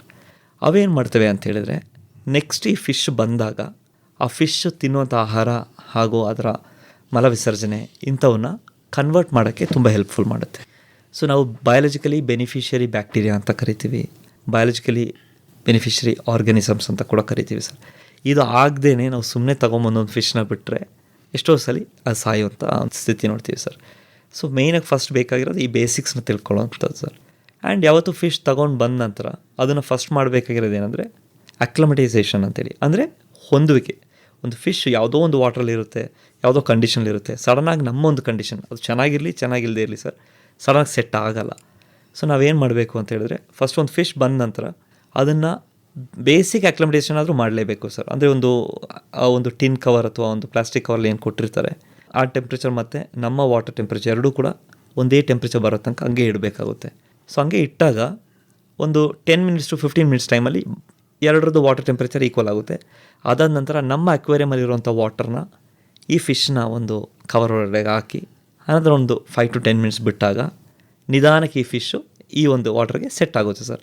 ನಂತರ ನಿಧಾನಕ್ಕೆ ಆಮೇಲೆ ಬರೀ ಆ ಫಿಶ್ನ ಮಾತ್ರ ಎತ್ಕೊಂಡು ನಮ್ಮ ಹೊಸ ಟ್ಯಾಂಕ್ ಬಿಟ್ಟರೆ ಅವು ಸ್ಟ್ರೆಸ್ಗೆ ಹೋಗಲ್ಲ. ಇಲ್ಲ ಅಂತ ಹೇಳಿದರೆ ಅವು ಸ್ಟ್ರೆಸ್ ಬರುತ್ತೆ, ಇಲ್ಲಾಂದರೆ ನ್ಯೂ ಟ್ಯಾಂಕ್ ಸಿಂಡ್ರಮ್ ಅಂತ ಒಂದು ಕಾಯಿಲೆ ಅವುಗಳಿಗೆ ಬರುತ್ತೆ ಸರ್. ಎಷ್ಟೋ ಫಿಶ್ಗಳಿಗೆ 90% ಆಫ್ ಫಿಶಸ್ ಸಾಯೋ ಕಾರಣ ಈ ನ್ಯೂ ಟ್ಯಾಂಕ್ ಸಿಂಡ್ರಮ್ ಅಂತಲೇ. ಹೊಸ ಜಾಗ ನೀವು ಎಷ್ಟೇ ಚೆನ್ನಾಗಿ ಕೊಟ್ಟರೂ ಕೂಡ, ಒಳ್ಳೆ ವಾಟರ್ ಇಟ್ಟರೂ ಕೂಡ ಈ ಸಡನ್ ಸ್ಟ್ರೆಸ್ಸಿಂದ ಶಾಕ್ ಆಗುತ್ತೆ ನೋಡಿ ಸರ್.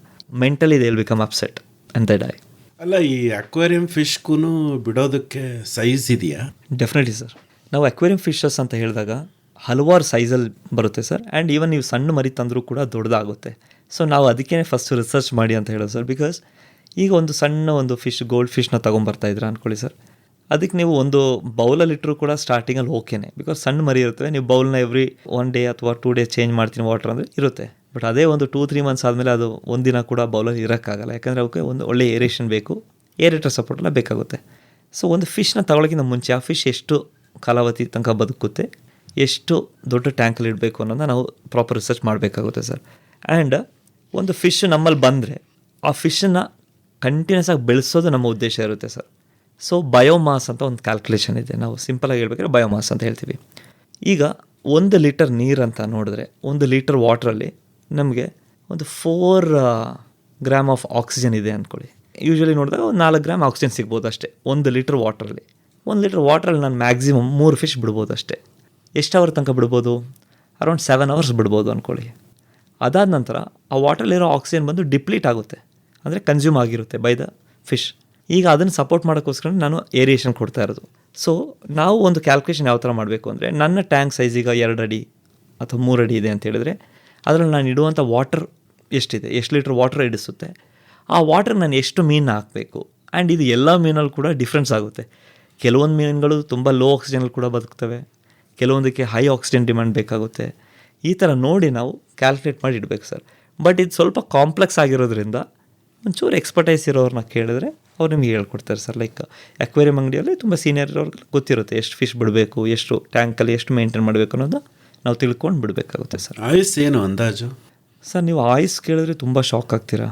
ಇಲ್ಲಿವರೆಗೂ ಕ್ಯಾಪ್ಟಿವಿಟಿಯಲ್ಲಿ ಅಂದರೆ ಅಕ್ವೇರಿಯಮಲ್ಲಿ ಸಾಕಿರುವಂಥ ಮೀನಲ್ಲಿ ಅತಿ ಹೆಚ್ಚು ಆಯುಸ್ಸು ಅಂತ ಹೇಳಿದ್ರೆ ಆಸ್ಟ್ರೇಲಿಯಾದಲ್ಲಿ ಒಂದು ಅಕ್ವೇರಿಯಮಲ್ಲಿ ಇಟ್ಟಿರುವಂಥ ಒಂದು ಲಂಗ್ ಫಿಶ್, ಅದರ ಆಯುಸ್ಸು ಬಂದು 101 ವರ್ಷ ಬದುಕಿತ್ತು. ಸೊ ಅದಕ್ಕೆ ಫುಲ್ ಹಿಸ್ಟ್ರಿ ಇದೆ. ಹಾಗಂದರೆ ಮೀನು ಬರೀ 101 ವರ್ಷ ಮಾತ್ರ ಬದುಕುತ್ತಾ ಅಂದರೆ ಇಲ್ಲ. ಇತ್ತೀಚೆಗೆ 2017ರಲ್ಲಿ ಈ ಗ್ರೀನ್ಲ್ಯಾಂಡಲ್ಲಿ ಒಂದು ಶಾರ್ಕ್ನ ಫೈಂಡ್ ಔಟ್ ಮಾಡ್ತಾರೆ ಸರ್. ಅದರ ಏಜ್ 400 ವಯಸ್ಸು. ಸೊ ಅಲ್ಲಿವರೆಗೂ ಒಂದು ಮೀನು ಅಷ್ಟು ಬದುಕುತ್ತಾ ಅಂತ ಯಾರಿಗೂ ಗೊತ್ತಿರಲಿಲ್ಲ. ಸೊ ಗ್ರೀನ್ಲ್ಯಾಂಡ್ ಶಾರ್ಕ್ ಅಂತ ಇದೆ, ಅದೇನೇ ಅನಿಮಲ್ ಲೈಫಲ್ಲಿ ಆಲ್ಮೋಸ್ಟ್ ಹೆಚ್ಚಿಗೆ ಬದುಕಿರುವಂಥ ಸೊ 400 ವರ್ಷದ ಇತಿಹಾಸದ ಒಂದು ಮೀನು ಇನ್ನೂ ಬದುಕ್ತಾ ಇದೆ, ಇನ್ನೂ ಬದುಕಿದೆ. ಸೊ ಈ ಥರ ಫಿಶ್ ಬಂದು ಲೈಕ್ ಈಗ ಸ್ಟಾರ್ಟಿಂಗ್ ಬೀಟಾ ಫಿಶ್ ಅಂತ ಇದೆ ಸರ್, ಅರೌಂಡ್ 2.5 to 3 ವರ್ಷ, ಸಮ್ಟೈಮ್ಸ್ 4 ವರ್ಷ ಕೂಡ ಬದುಕ್ಬೋದು ಫಿಶ್ಶಿಂದ ಹಿಡಿದು. ಕೋಯ್ ಕಾರ್ಪ್ಸ್ ಅರೌಂಡ್ 40 years ಬದುಕುತ್ತೆ, ಗೋಲ್ಡ್ ಫಿಶ್ 9 ವರ್ಷ 10 ವರ್ಷ ಬದುಕುತ್ತೆ. ಆ ಥರ ಎಲ್ಲದೂ ಕೂಡ ಒಳ್ಳೆ ಲೈಫ್ ಸ್ಪ್ಯಾನ್ ಇದೆ ಸರ್. ನಮ್ಗೆ ಅದು ಕರೆಕ್ಟಾಗಿ ಸಾಕಕ್ಕೆ ಬರಲ್ಲ, ಮತ್ತು ಅವುಗಳು ಇರುವಂತಹ ವಾಸಸ್ಥಳ ನಾವು ಕೊಡ್ತಾ ಇಲ್ಲ ಮೇಯ್ನಾಗಿ. ಸೊ ಏನಾಗುತ್ತೆ, ಲೈಫ್ ಸ್ಪ್ಯಾನ್ ಡಿಕ್ರೀಸ್ ಆಗುತ್ತೆ. ಅವು ಸಾಯೋ ತನಕ ಬೆಳೀತಾನೆ ಇರುತ್ತವಾ? ಫಿಶ್ಶಿಗೆ ಸಾಯೋ ತನಕ ಬೆಳೆಯುವಂಥ ಅಬಿಲಿಟಿ ಆ್ಯಕ್ಚುಲಿ ಇದೆ ಸರ್. ಬಟ್ ಏನಾಗುತ್ತೆ ಅಂದರೆ ಅವುಗಳ ಸರೌಂಡಿಂಗ್ನ ತುಂಬ ಚೆನ್ನಾಗಿ ಅರ್ಥ ಮಾಡ್ಕೊಳ್ತವೆ. ಅದರ ಬೆಳವಣಿಗೆ ಅವುಗಳಿರುವಂತಹ ಜಾಗದ ಮೇಲೆ ಡಿಪೆಂಡ್ ಆಗಿರುತ್ತೆ ಸರ್. ಸೊ ನೀವು ಒಳ್ಳೆ ಪಾಂಡಲ್ಲಿ ಹಾಕಿ ಸಾಕ್ತೀರಾ ಅಂತ ಹೇಳಿದ್ರೆ ಅಲ್ಲಿ ವಾಟರ್ ವಾಲ್ಯೂಮ್ ಜಾಸ್ತಿ ಇರುತ್ತೆ, ಎಕ್ಸ್ಪೋಷರ್ ಜಾಸ್ತಿ ಇರುತ್ತೆ, ಸನ್ಲೈಟ್ ಮತ್ತು ಗಾಳಿ ಬೆಳಕು ಎಲ್ಲ ಇರುತ್ತೆ, ಚೆನ್ನಾಗಿ ಬೆಳೀತವೆ. ಅಲ್ಲಿ ಫೈಟೋ ಪ್ಲಾಂಕ್ಟನ್ಸ್ ಅಥವಾ ಝೂ ಪ್ಲಾಂಕ್ಟನ್ಸ್ ಅಂತ ನಾವು ಹೇಳ್ತೀವಿ ಸರ್. ಅಂದರೆ ಮೈಕ್ರೋಸ್ಕೋಪಿಕ್ ಆ್ಯನಿಮಲ್ಸ್ ಆ್ಯಂಡ್ ಪ್ಲಾಂಟ್ಸ್ ಅಷ್ಟೇ. ಅಂಥವನ್ನೆಲ್ಲ ತಿಂದಾಗ ಇನ್ನೂ ಚೆನ್ನಾಗಿ ಬೆಳವಣಿಗೆ ಬರುತ್ತೆ. ಅದೇ ಫಿಶ್ನ ನೀವು ಅಕ್ವೇರಿಯಮಲ್ಲಿ ಇಡಿ, ನೀವು ಎಷ್ಟೇ ಒಳ್ಳೆ ಆಹಾರ ಕೊಟ್ಟರು ಕೂಡ ಅವು ಜಾಸ್ತಿ ಬೆಳೆಯಲ್ಲ ಸರ್. ಮತ್ಸ್ಯತರಂಗ ಮತ್ಸ್ಯತರಂಗ ಮತ್ಸ್ಯತರಂಗ. ಕೇಳುಗರೆ, ಮತ್ಸ್ಯತರಂಗ ಬಾನುಲಿ ಸರಣಿಯ ಸಮಾರೋಪ ಸಮಾರಂಭ ಮಾರ್ಚ್ 10ನೇ ತಾರೀಖು ಮಂಗಳವಾರ ಮಂಡ್ಯದ ವಿಸಿ ಫಾರಂ ವಲಯ ಕೃಷಿ ಸಂಶೋಧನಾ ಕೇಂದ್ರದ ಲೆಸ್ಲಿ ಕೋಲ್ಮನ್ ಸಭಾಂಗಣದಲ್ಲಿ ಏರ್ಪಡಿಸಲಾಗಿದೆ. ಸಿಹಿ ನೀರ ಮುತ್ತು ಕೃಷಿ ಕುರಿತ ವಿಶೇಷ ತರಬೇತಿ ಕಾರ್ಯಕ್ರಮವನ್ನು ಕೂಡ ಆಯೋಜಿಸಲಾಗಿದೆ. ಬನ್ನಿ, ಭಾಗವಹಿಸಿ. ಮತ್ಸ್ಯತರಂಗ ಬಾನುಲಿ ಸರಣಿಯ ಸಮಾರೋಪ ಸಮಾರಂಭ ಮಾರ್ಚ್ 10ರಂದು ಮಂಗಳವಾರ ಮಂಡ್ಯದ ವಿಸಿ ಫಾರಂ ವಲಯ ಕೃಷಿ ಸಂಶೋಧನಾ ಕೇಂದ್ರದ ಲೆಸ್ಲಿ ಕೋಲ್ಮನ್ ಸಭಾಂಗಣದಲ್ಲಿ ಏರ್ಪಡಿಸಲಾಗಿದೆ. ಮತ್ಸ್ಯತರಂಗ ಮತ್ಸ್ಯತರಂಗ ಮತ್ಸ್ಯತರಂಗ. ಈಗ ತಾವು ಆರಂಭದಲ್ಲೇ ಹೇಳಿದ್ರಿ, ಯಾತಕ್ಕೋಸ್ಕರ ನಾನು ಅಕ್ವೇರಿಯಮಲ್ಲಿ ಮೀನು ಸಾಕ್ತೀನಿ ಅಂತ ತಿಳ್ಕೋಬೇಕು ಅಂತ. ಅಂದರೆ ಅದನ್ನು ಏನೋ ಬ್ರೀಡಿಂಗಿಗಾಗ ಅಥವಾ ಬೆಳವಣಿಗೆಗಾಗ ಅಂತ. ಅಂದರೆ ಈಗ ಬೆಳವಣಿಗೆಗಾಗಿ ಬಿಟ್ಟಂತಹ ಮೀನುಗಳು ಬ್ರೀಡ್ ಮಾಡಲ್ವಾ? ಸರಿ, ಈಗ ನಾವು ಬೆಳವಣಿಗೆ ಅಂತ ನೋಡಿದಾಗ, ಬರೀ ಬೆಳವಣಿಗೆಗೆ ಕಾನ್ಸಂಟ್ರೇಟ್ ಮಾಡಿದಾಗ ನಮ್ಮಲ್ಲಿ ಮೇಯ್ನ್ ಇಂಟೆನ್ಷನ್ ಏನಿರುತ್ತೆ ಅಂದರೆ sir, size and growth. Size and ಗ್ರೋತಲ್ಲಿ 60-70% ಟೈಮ್ ನೀವು ಒಳ್ಳೆ ಬ್ರೀಡಿಂಗ್ ಪೇರ್ನ ಸಪ್ರೇಟ್ ಮಾಡ್ಕೋಬೋದು. ಸೆಲೆಕ್ಟ್ ಮಾಡಿ ನೀವು ಸಪ್ರೇಟ್ ಮಾಡ್ಕೊಳ್ಳೋಂಥ ಸಿಚುವೇಶನ್ ಬರುತ್ತೆ. ಬಟ್ ಎಷ್ಟೋ ಸಂದರ್ಭದಲ್ಲಿ ಏನಾಗುತ್ತೆ ಅಂದರೆ ಸರ್, ನಾವು ಓವರ್ ಫ್ಯಾಟ್ನಿಂಗ್ ಮಾಡಿಬಿಟ್ಟಿರ್ತೀವಿ. ಸೊ ಹೈಲಿ ಫ್ಯಾಟಂಡ್ ಅಥವಾ ಓವರ್ ಫ್ಯಾಟಂಡ್ ಫಿಶಸ್ ಬಂದು ಬ್ರೀಡಿಂಗ್ಗೆ ಲೈಬಲ್ ಆಗಿರಲ್ಲ ಸರ್. ಅವುಗಳು ಅದಕ್ಕೆ ಯೂಸ್ ಬರಲ್ಲ. ಸೊ ತುಂಬ ಬೊಜ್ಜು ಅಥವಾ ಫ್ಯಾಟ್ ಸೇರಿಕೊಂಡಾಗ ಮೊಟ್ಟೆ ಇಡುವಂತಹ ಆ ರೇಷಿಯೋ ಕಮ್ಮಿ ಆಗುತ್ತೆ. ಮೊಟ್ಟೆ ಇಟ್ಟರು ಕೂಡ ಫಿಕಂಡಿಟಿ ರೇಷಿಯೋ ಅಂತ ನಾವು ಕ್ಯಾಲ್ಕುಲೇಟ್ ಮಾಡ್ತೀವಿ. ಒಂದು ಟೈಮಲ್ಲಿ ಎಷ್ಟು ಮರಿಗಳನ್ನ ಹ್ಯಾಚ್ ಮಾಡಿಸುತ್ತೆ ಅಥವಾ ಎಷ್ಟು ಮೊಟ್ಟೆ ಇಡುತ್ತೆ ಅನ್ನೋದು ಫಿಕಂಡಿಟಿ ಅಂತೀವಿ. ಆ ಫಿಕಂಡಿಟಿ ರೇಷಿಯೋ 2000 ಮೊಟ್ಟೆ ಇಡೋ ಜಾಗದಲ್ಲಿ ಬರೀ 300 ಮೊಟ್ಟೆ ಇಡುತ್ತೆ ಅಥವಾ ಬರೀ 200 ಮೊಟ್ಟೆ ಇಡುತ್ತೆ. ಈಗ ಅದು ಆ ಫಿಶ್ ಅಷ್ಟು ವಯಬಲ್ ಬರಲ್ಲ ಸರ್. ಸೊ ಇದಕ್ಕೆ ನಾವು ಫೀಡಿಂಗ್ಗೆ ಅಥವಾ ಸೈಜಿಗೆ ಬರುವಂಥ ಫಿಶ್ನೇ ಸಪ್ರೇಟಾಗಿ ನೋಡ್ತೀವಿ. ಬ್ರೀಡಿಂಗ್ ಕ್ವಾಲಿಟಿಗೆ ಬರುವಂಥ ಫಿಶ್ನೇ ನಾವು ಸಪ್ರೇಟಾಗಿ ನೋಡ್ಕೋಬೇಕಾಗುತ್ತೆ. ಅಕ್ವೇರಿಯಂ ಫಿಶ್ಗೆ ಏನಾದರೂ ಕಾಯಿಲೆಗಳು ಅಥವಾ ಬೇರೆ ಸಮಸ್ಯೆಗಳು ಇರ್ತಾವ? ಅಕ್ವೇರಿಯಂ ಫಿಶ್ಗೆ ಹಲವಾರು ಸಮಸ್ಯೆಗಳಿದ್ದಾವೆ ಸರ್. ಕಾಯಿಲೆಗಳಂತೂ ತುಂಬ ಇದೆ.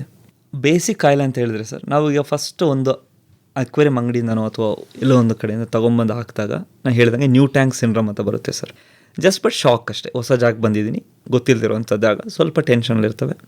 ಎರಡನೇದು ಏನಂತ ಹೇಳಿದ್ರೆ ಸರ್, ಫಸ್ಟ್ ಪಾಯಿಂಟ್, ಮೀನು ಯಾವತ್ತು ಮುಟ್ಟಿದಾಗ ನಮಗೆ ಒಂದು ಸ್ಲೈಮಿ ಲೋಳೆ ಥರ ಸಿಗುತ್ತಲ್ಲ ಸರ್, ಅದು ಮೀನೇ ಪ್ರೊಡ್ಯೂಸ್ ಮಾಡುವಂಥ ಒಂದು ಸಬ್ಸ್ಟೆನ್ಸ್. ಅದು ಪ್ರೈಮರಿ ಬ್ಯಾರಿಯರ್ ಅಂತ ಹೇಳ್ತೀವಿ ಸರ್. ಮೀನುಗಳಿಗೆ ಮುಖ್ಯವಾದಂಥ ಒಂದು ಅಂಗ ಇದೆ, ಲ್ಯಾಟ್ರಲ್ ಲೈನ್ ಸೆನ್ಸರಿ ಸಿಸ್ಟಮ್ ಅಂತ ಹೇಳ್ತೀವಿ ಸರ್. ನೀವು ಯಾವುದೇ ಒಂದು ಮೀನನ್ನ ಸೈಡಿಂದ ನೋಡಿದಾಗಲೂ ಬಾಡಿ ಮೇಲೊಂದು dot dot dot dot dot till tail ತನಕ ಹೋಗಿರೋದು ನೋಡ್ತೀರಾ. ಆಲ್ಮೋಸ್ಟ್ ನೀವು ಮಾಮೂಲಿ ತಿನ್ನುವಂಥ ಮೀನಲ್ಲೇ ನೋಡಿ ಸಣ್ಣ ಒಂದು ಡಾಟ್ ಇರುತ್ತೆ. ಎಕ್ಸಾಕ್ಟ್ಲಿ ನಿಮ್ಗೆ ಮಧ್ಯ ಭಾಗದಲ್ಲಿ ನಿಧಾನಕ್ಕೆ ಒಂದು ಡಾಟ್ನ ನೀವು ನೋಡ್ತೀರಾ ಸರ್. ಆ ಲ್ಯಾಟ್ರಲ್ ಲೈನ್ ಸೆನ್ಸರಿ ಸಿಸ್ಟಮ್ ಅಂತೀವಿ. ಆ ಸೆನ್ಸರಿ ಸಿಸ್ಟಮ್ ಎಷ್ಟು ಸೆನ್ಸರಿ ಆಗಿರುತ್ತೆ ಅಂದರೆ, ಆ ವಾಟರ್ನ ಎಂಟೈರ್ ಪ್ಯಾರಾಮೀಟರ್ನ ರೀಡ್ ಮಾಡುವಂಥದ್ದು ಆ ಒಂದು ಸೆನ್ಸರಿ ಸಿಸ್ಟಮ್ನ ಕೆಲಸವಾಗಿರುತ್ತೆ. ನಾವು ಮೀನನ್ನ ಹಿಡಿದಾಗ ಕೈಯಲ್ಲಿ ಅಥವಾ ನೆಟ್ಟಲ್ಲಿ ಅಥವಾ ಯಾವುದೇ ಮೋಡ್ ಆಫ್ ಇದರಲ್ಲಿ ಹ್ಯಾಂಡಲ್ ಮಾಡಿದಾಗಲೂ ಹೈ ಪ್ರೊಡ್ಯೂಸ್ ಮಾಡೋಂಥದ್ದು ಮ್ಯೂಕಸ್ನ ಅಥವಾ ಈ ಲೋಳೆನ. ಇದೇನಾಗುತ್ತೆ, ಲೋಳೆ ಬಾಡಿಯಿಂದ ಕಮ್ಮಿ ಆಗ್ತಾ ಫಿಶ್ ಬಂದು ಈ ಬ್ಯಾಕ್ಟೀರಿಯಾ ಮತ್ತು ಈ ಬೇರೆ ಹಲವಾರು ಪ್ರೋಟೋಸೋವನ್ಸು ಅಥವಾ ಬೇರೆ ಈ ಥರ ಮೈಕ್ರೋಸ್ಕೋಪಿಕ್ ಆರ್ಗನಿಸಮಿಂದ ತಿನ್ಕೊಳ್ಳೋಕೆ ಸ್ಟಾರ್ಟ್ ಮಾಡ್ಕೊಳ್ತವೆ ಸರ್. ಸೊ ಇದೇನೇ ಮೇಯ್ನ್ ಸ್ಟ್ರೆಸ್ಸು. ಮೀನಿಗೆ ಬರುವಂಥ ಮೇಯ್ನ್ ಸ್ಟ್ರೆಸ್ ಏನಂತ ಹೇಳಿದ್ರೆ ಹ್ಯಾಂಡ್ಲಿಂಗು. ಟ್ರಾನ್ಸ್ಪೋರ್ಟೇಷನ್ ಟೈಮಲ್ಲಿ ತುಂಬ ಮ್ಯೂಕಸ್ನ ಪ್ರೊಡ್ಯೂಸ್ ಮಾಡಿ ಹೋಗಿರುತ್ತೆ. ಮ್ಯೂಕಸ್ನ ಪ್ರೊಡ್ಯೂಸ್ ಮಾಡೋ ಉದ್ದೇಶ ಇಷ್ಟೇ, ಬಾಡಿ ಆದಷ್ಟು ಇದನ್ನು ಬರದೇ ಇರೋಂಥ ಕಾಪಾಡಲಿ ಅಂತೇಳಿ ಮಾಡುತ್ತೆ. ಸೊ ಈ ಟೈಮಲ್ಲಿ ದೇ ವಲ್ನರಬಲ್. ಅದಾದ ನಂತರ ಬರೋದು ಕಾಯಿಲೆಗಳು ಸರ್. ಏನು ಬರುತ್ತೆ, ಹೊಸ ಜಾಗ ಬಂದಿರುತ್ತೆ, ಅಲ್ಲಿ ಟೆಂಪ್ರೇಚರ್ ಸೆಟ್ ಆಗಿರಲ್ಲ. ಫಸ್ಟ್ ಬರುವಂಥದ್ದೇ ಇಕ್ ಅಂತೇಳಿ, ಇಕ್ ಡಿಸೀಸ್ ಅಂತೀವಿ ಅಥವಾ ಇದನ್ನು ಪ್ರೋಟೋಸೋನ್ ಡಿಸೀಸ್ ಅಂತ ಕರಿತೀವಿ. ಕಾಮನ್ಲಿ ಹೇಳ್ಬೇಕಾದ್ರೆ ಎಲ್ಲರೂ ಗೊತ್ತಿರೋಂಥ ಹೆಸರು ಬಂದು ವೈಟ್ ಸ್ಪಾಟ್ ಅಂತೇಳಿ. ವೈಟ್ ಸ್ಪಾಟ್ ಹಲವಾರು ಕಾರಣದಿಂದ ಬರುತ್ತೆ. ಮೇಯ್ನ್ ರೀಸನ್ ಬಂದು ಪ್ರೋಟೋಸೋನ್ ಇನ್ಫೆಕ್ಷನ್. ಅದೊಂದು ಮೈಕ್ರೋಸ್ಕೋಪಿಕ್ ಆರ್ಗನಿಸಮ್. ಹೊಸ ವಾಟ್ರಿಗೆ ಬರುತ್ತೆ, ನೋಡುತ್ತೆ, ಸ್ಟ್ರೆಸ್ ಆಗುತ್ತೆ, ಹೆದರ್ಕೊಂಡು ಒಂದೇ ಕಡೆ ಕೂರುತ್ತೆ, ಬಾಡಿ ಎಲ್ಲ ಚುಕ್ಕಿ ಸಾಲ್ಟ್ ಆಗ್ದಂಗೆ ಇರುತ್ತೆ ಸರ್ ಫಿಶಲ್ಲಿ. ಇದು ಬಂದಾಗ ಮೇಯ್ನ್ಲಿ ನಾವು ಮಾಡಬೇಕಾಗಿರೋದು ಸಾಲ್ಟ್ ಟ್ರೀಟ್ಮೆಂಟೇನೆ. ಸೊ ಸಾಲ್ಟ್ ಡೋಸ್ ಅಂತ ಕೊಡ್ತೀವಿ. ಸೊ ಸಾಲ್ಟ್, ನಾನು ನಿಮಗೆ ಟ್ರೀಟ್ಮೆಂಟ್ ಬಗ್ಗೆ ಬಂದಾಗ ಅದನ್ನು ಹೇಳ್ತೀನಿ ಸರ್.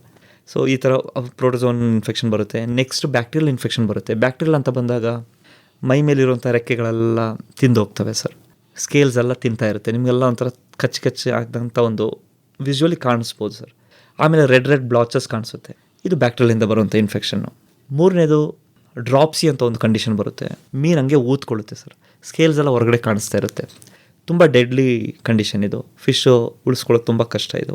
ಆಮೇಲೆ ಎಕ್ಸೋಪ್ಥಾಲ್ಮಿಯಾ ಅಂತ ಹೇಳ್ತೀವಿ ಸರ್, ಕಣ್ಣು ಬಂದು ಊದ್ಕೊಳ್ಳೋವಂಥದ್ದು, ಕಣ್ಣು ಫುಲ್ ಒಂಥರ ಫಿಲ್ಮ್ ಥರ ಬ್ಲರ್ ಆಗಿ ಒಂಥರ ವೈಟಿಶ್ ಕಲರ್ ಸಿರುತ್ತೆ, ಎಕ್ಸೋಪ್ಥಾಲ್ಮಿಯಾ ಕಂಡೀಷನ್ ಅಂತ ಹೇಳ್ತೀವಿ. ಆಮೇಲೆ ಪ್ಯಾರಸೈಟ್ಸಿಂದ ಕೂಡ ಇನ್ಫೆಕ್ಷನ್ಸ್ ಬರುತ್ತೆ.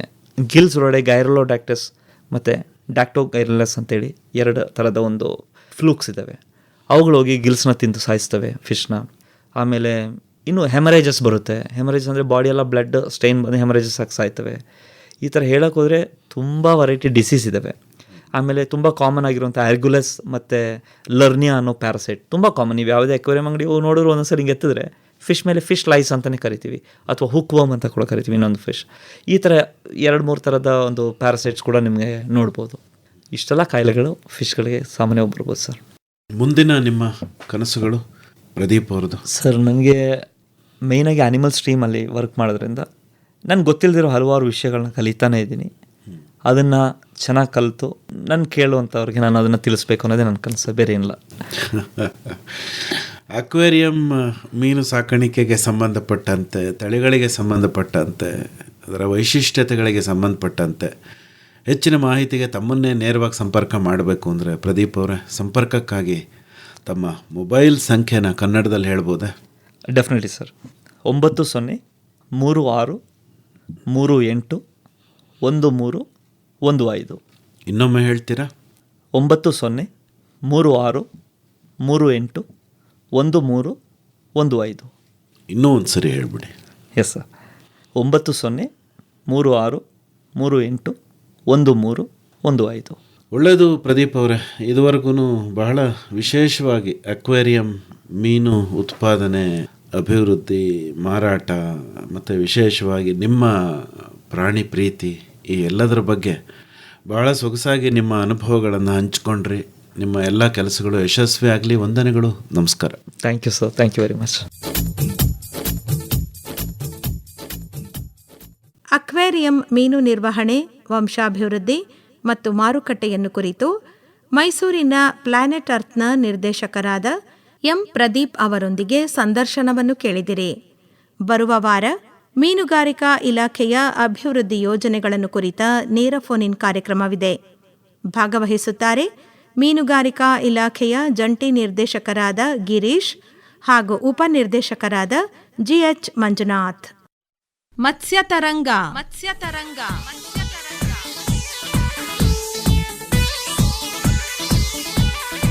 ಮೀನು ಸಾಕಣೆ ತಾಂತ್ರಿಕತೆಗಳನ್ನು ಕುರಿತ ಬಾನುಲಿ ಸರಣಿ ಆಲಿಸಿದಿರಿ. ಬಂಗಡಿ ಮೀನು ಬಳಕಿದಾಗ